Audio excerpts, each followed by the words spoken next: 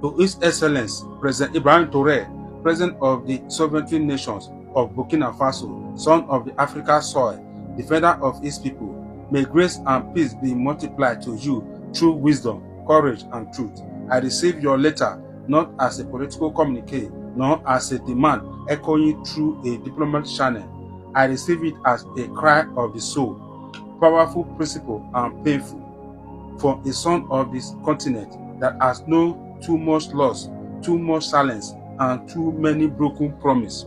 I have read your words not once, but many times, and each reading fell deeper than the last, for in your voice I had not marrying the anger of a continent, long wounded by the dual blades of neglect and exploitation.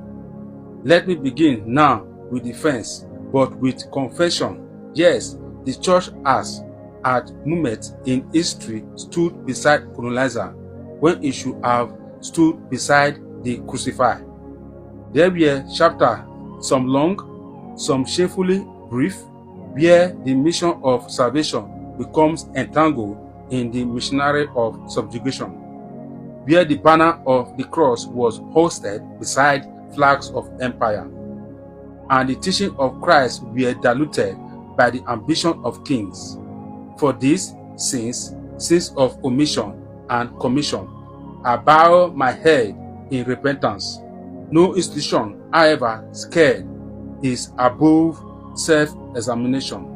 And if the church is to remain a beacon, it must not only shine light outward, it must shine it within. To ask, will this papacy be different?